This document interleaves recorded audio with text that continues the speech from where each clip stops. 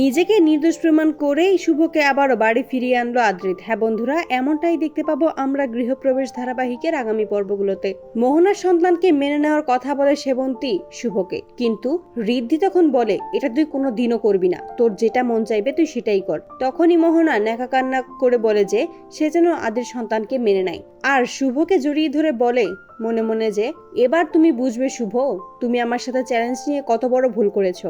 কারো কোনো কথা না শুনেই শুভ সেখান থেকে ঘরে চলে যায়। আদিও পিছু যায়, কিন্তু আদি ঘরে ঢোকার আগেই শুভ দরজা বন্ধ করে দেয়। অন্যদিকে আকাশ সকলের সামনে বলে যে আমার বোন আজ থেকে এই বাড়িতেই থাকবে, ওর যত্ন নেবেন সবাই, ওর যেন কোনো ক্ষতি না হয়, ওর সাথে কেউ খারাপ ব্যবহার করবেন না। যদি আমি এমনটা শুনতে পাই তাহলে আমার খারাপ দিকটাও আপনারা দেখবেন, এই বলেই সেখান থেকে চলে যায়। শুভ তখন নিজের ব্যাগপত্র গুছিয়ে নিচে নেমে আসে। আদি আটকানোর চেষ্টা করে, কিন্তু শুভ কোনো কথাই শুনে না। সেবন্তী বলে তুই ব্যাগপত্র গুছিয়ে কোথায় যাচ্ছিস?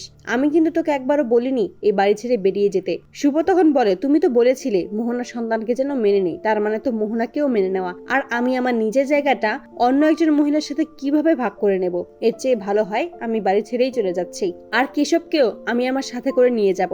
সেবন্তী তখন বলে তুই কেশবকে নিয়ে কোথাও যাবি না, ও এই বাড়ির বংশধর, ওকে যদি তুই নিয়ে যাস তাহলে আমার মরা মুখ দেখবি। শুভ তখন বলে বেশ, আমি কেশবকে নিয়ে যাব না, আমি না হয় এক মায়ের জন্য আমার সন্তানকে স্যাক্রিফাইস করলাম। এ বলেই শুভ সেখান থেকে চলে যাবে। তখন বাড়ির সকলেই শুভকে আটকানোর চেষ্টা করে, কিন্তু শুভ কোনো কথাই শুনে না। আদি যখন শুভর কাছে যাবে ঠিক সেই মুহূর্তেই মোহনা আদির হাত ধরে ফেলে। মোহনার থেকে নিজের হাত ছুটিয়ে যখন শুভর দিকে যাবে তার আগে শুভ বাড়ি থেকে বেরিয়ে যায়। তখনই দাদু অসুস্থ হয়ে পড়ে।